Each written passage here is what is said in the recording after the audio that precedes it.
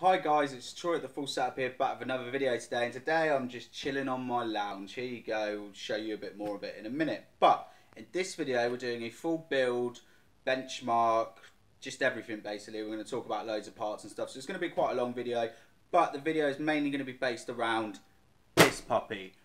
The Jonsbo G3, which is made by Cooltek Media case. Now I bought this case over a year ago.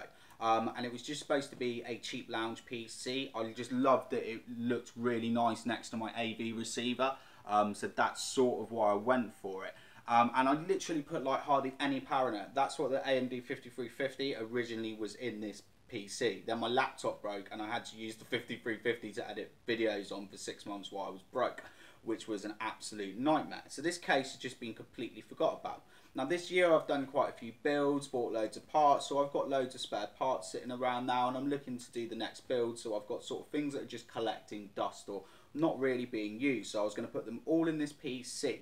And what I want is I want a PC first. Like I love, you know, smart TV features, and my Blu-ray player's got smart features on it, and you can use your games consoles for apps and stuff, but I don't like the navigation, I don't like using controllers or tiny little remotes. I'm just a mouse and keyboard guy, like loads of other people out there. That's what I want to use as my input source. So yeah, it's a PC first and gaming PC second. I only have a 1080p 60Hz 50-inch TV, so I don't need to push more than 60 frames per second.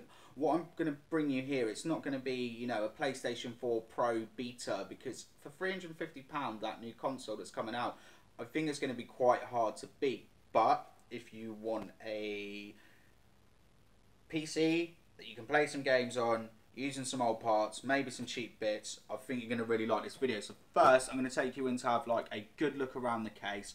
I've had a lot of people ask me for the measurements and what you can fit in there, and I want to, you know, especially with graphics cards and stuff, so I want to show you around the case, and then we're going to put all the parts in, and I'm just going to sort of tell you where each part's come from and why it's in here and why I haven't bought something else new, because all of this is second hand apart from my power supply and a couple of fans. So let's go in and take a closer look at the case. So as you can see, the case is finished in this really nice silver and black. We have a volume button here. You don't have to wire this, and if you don't want to, it goes to one of your USB headers. And then also going, so it's all black across the top here. It is a little bit fingerprint sensitive, and it's quite sensitive to scratches as well. There's an LED light that turns on. Let's just show that. As well. Then we have the hidden drive as well, if you want to put in a DVD drive, Blu-ray or something, power and reset switches, and an LED light, two USB 2.0s, microphone and headphone input, and two USB 3.0s. There was a Jonsbo logo on it here, but the J came off, and then my friend, when it said Onsbo, because I hate Bono, thought it'd be funny to peel the O off and then put Bono on it, which I spotted about a month later, so I've removed that. Let's go into the sizes of the case as well. Sorry that I'm sort of moving around as well for the microphone. So basically in height, with the feet that are on the bottom, it's standing at 160. The width going back is just over 350 millimeters. I mean the depth, and then the width of it is 440, so 44 centimeters. Sorry, I'm all in millimeters. 35 centimeters by 16 centimeters. That's about it as well. So you are going to be limited to low profile coolers here. Now, just going around to the side of it here, we have two 120 fan inputs. You're not going to be able to fit a radiator in here. You'll see when you get to the inside. So you've got two 120 fans. Going to the back as well, I've already left my IO shield in. You've got two 80mm extraction fans. Then you've got, you know, it's a full sort of size, so you can put a couple of graphics cards in. And then also you've got the power supply, and then again, that's not a fan, that's blocked by your power supply, and then another 120 fan in here as well. But what I want to do is have a bit of a better look inside. So here's the inside of the case, and it's pretty dusty. Now all these top metal bits here, they're all removable. Now this bit here that pulls out, you can fit a 3.5-inch drive in here, and you can bolt like another one on there. But if you were using like a Crossfire and SLI setup, long graphics cards, you are going to have to remove this. So you might just have to jiggle your hard drives in there somewhere if you want quite a bit of storage. That being said, for graphics cards,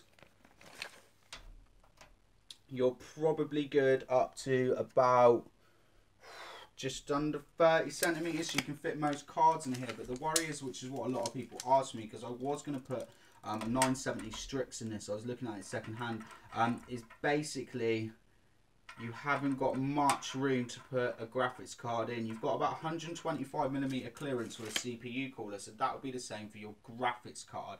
So if you had a card, you really want one that sort of stays within its parameters, because by the time you've put in the power cables as well, you're gonna have some issues with that. So yeah, I wouldn't be buying these huge like Asus Strix cards and stuff to go in this, because they're not going to fit.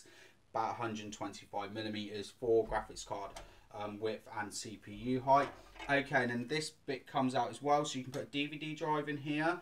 If you were going to take this out for Crossfire, you could get like a converter, so you don't have a DVD drive, put some 3.5-inch drives in, and then underneath here we can screw in some 2.5-inch SSD, and then there's just this bar that goes across. I think it just gets the case a bit stronger. What was quite nice, when I had the AMD 5350, with the included with the USB 3 header, it was down over here, and I could clip that under there and just swing it straight down, so it is quite nice for stringing a few cables across. As you can see, we've got the two 80mm fans there, and then here's an inside. So again, if you want air coming in for your power supply, then you can have another 120 fan there, and then we have sort of the front of it, and I've wrangled these cables a bit so they've sit under there a bit nicer, but who cares, because you're not going to see it. So we've got the USB 3.0 header, another USB 2.0 header, HD audio, then we have the USB, that's the volume switch, and then all the power LEDs and reset switches as well. So let's move on to, let's do the power supply and the fans first, so we can get those out of the way. So for the fans, I've gone for my favourite cheap fans, and those are the Arctic F12s and the Arctic F8s. I already had 3 F12s, but I bought the F8s. Now, the reason I love these fans is they're pretty quiet until you obviously put them up at the full RPM. And they're really cheap. These are like £5 each and under. Sometimes you pick them up for £4. PWM as well, 1300 RPM. And these go up to about 1800 RPM, the F8s as well, and they're like £3.50 PWM. And this is one thing to take into consideration with fans. Now everyone says, oh, it's a lounge PC, you should have some noctuas in it, and they got to be super quiet, man. And like, I sort of get that, but noctuas are really expensive. This is what you have to think about. I've got a big surround sound, so when I'm gaming, I'm not really bothered how loud my stereo how loud my gaming PC is. It's not really much a consideration. Does your PC go under load when you're watching TV and films and listening to music? No, it doesn't. So if it's not under load, the fans aren't moving fast. If the fans aren't moving fast, the fans are pretty quiet, so buy cheap ones. So the fans are all in. Now we need to move on to the power supply. Now this is new. This is an EVGA 600 watt power supply. It was like 35 quid. I've had a 500 watt one now for over a year, and it's still working fine. So I just thought, do you know what? I'm just going to go cheap with the power supply. And then yeah, it's nothing special. It's not like what I normally like, braided and modulars and stuff like that. But you know what?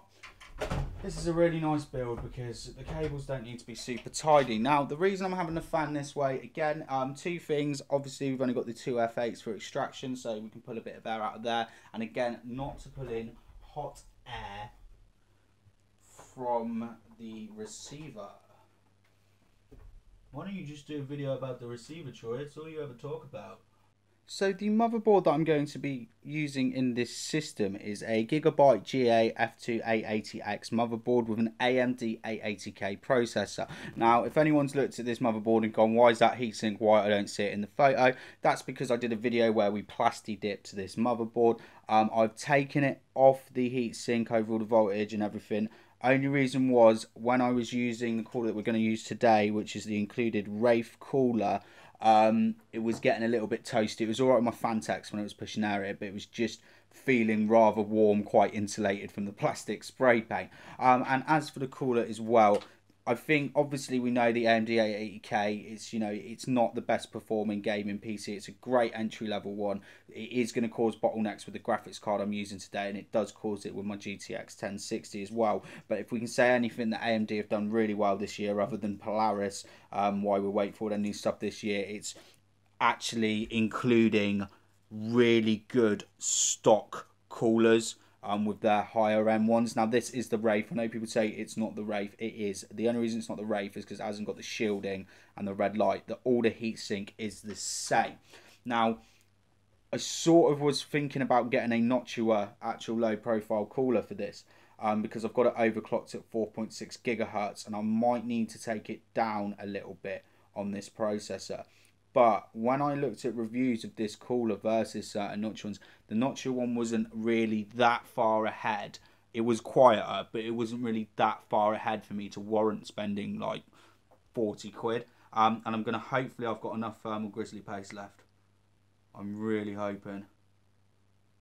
Oh, I don't think I have. Because you want a bit more on these. You want to look a little bit more. When you see people doing like the sort of Intel Skylakes, want a bit more happens when you mix thermal grizzly and Arctic MX4. I don't even really need that much, but you do want, I can already tell from when I took these coolers off, you do want a bigger dollop on AMD processors. Obviously don't go ridiculous. How do I want this cooler to come in? Look at the fan cable, and again I've left the included 90mm fan on. It does go to 3000 RPM. Did consider notchier again, but when I tested this with the one that came off my CryoWig cooler, it did get rather toasty. That's it. Just put it in one side, pings on the other, and then just clamp it down. Give it a clamps. So there we go. Right, gonna get this installed in the case. Before I put the motherboard in, I just want to show you the positioning of the screws. Now, normally you sort of get a middle one in between here, because, you know, sort of like ATX motherboards have slightly different stuff. Any micro ATX boards I've put in here have been absolutely fine, but it's a bit weird. They don't quite line up. So, let's have a little look. Let's get that in. I'm just going to put a couple of screws in it for now. Oh, I might as well put them all in. But yeah, they don't... See that? It's alright, it's holding it there. And then I think as well to remember this as well, because it's sat down flat, it's not really stressing it out so much. Let's just get one screw in. I'll get that screwed in, and then we'll move into the RAM and graphics card. Might as well do that in one hit. For the RAM, I've got the RAM that came out of the AMD 5350. Now, this is 8GB, 2 4GB sticks of HyperX Fury. It's only running at 1600 megahertz, but to be fair, with an 880K, it's absolutely fine. It's high-speed memory is more for, yeah, well, I don't even know what it's for. I don't really see the difference in it. But yeah, I can't really see where 3000 megahertz RAM's really boosting people. I suppose it does when you've got real high-end equipment, but for something like this, 8 gig gaming PC, lounge PC, 1600 megahertz is fine. I think I picked it up for under £30. So moving on to the graphics card. Now, like I said earlier, I was looking at second-hand 970s, but what I picked up recently, and I've done a video on this, and this is an EVGA GtX 780 superclock, which pretty much performs like a 970. It's behind it in some things just because of driver support and stuff like that, but this card is still an absolute champion, and you can pick this graphics card up for like £115. I run this for. I'll put a video in the description. Basically, I did a whole video on this. Like, you will not get a better graphics card for £100. It's going to play most games at sort of 1080p ultra to high settings and be coming close to 60 frames per second for £100, which is an absolute bargain because the RX 460 that's just come out sucks. One thing I forgot to put graphics cards in, because this has never had a graphics card in it. So I've got loads of it wired up, and I've got loads of the power supply cables. They're down here because for the storage I've just basically come off one of the Molex, and this is I've got in here, it's like a foiber, and that's just two SATA power connectors. Again, you'll see here, this is why you can't use a tool graphics card, like it needs to stay within its slot, because once you've got the cable on the top, it's going to be hard. You might be alright if it protrudes a bit and the cable plugs in the back, but yeah, real massive thing here. That's one thing I'd really say you've got to be doing, that is making sure that you do not buy a huge graphics card for this. Firstly, for the storage, we're going to put in this piece, and what I have is for the games and storage and stuff. I bought this off my friend when I bought my 960 off him. It was a 1TB Western Digital Black, which he let me have for like £15. So there we go. That's a nice part used. And so line up with the screws. Yeah, you can see the screw holes lying up there. Moving on to the SSD again. Bought this when I bought the AMD 5350. I've got 120GB SSD now as my main system drive, which is fine. Only an entry level SSD, but again, if you're not using it to scratch discs and stuff like that, you don't really need it. And you fix it down onto the bottom of this piece. I'm not putting a disk drive in today. I do sort of plan to add one. Where does that go in? It goes in like that. Yeah, I might add a Blu-ray player to it or something. As you can see, everything just fits real snug in here. It's just really nice. All the cables are hidden under there. And even though it's going to have a lid on it, it does look like a really nice, clean, tidy build. But yeah, always going to reiterate that graphics card, even trying to plug the hard drive in there, it was really difficult trying to do that. So, let's see if we can turn it on. We're not going to worry about post for now. Let's not worry about that. Just you bloody turn on. Have I got all the...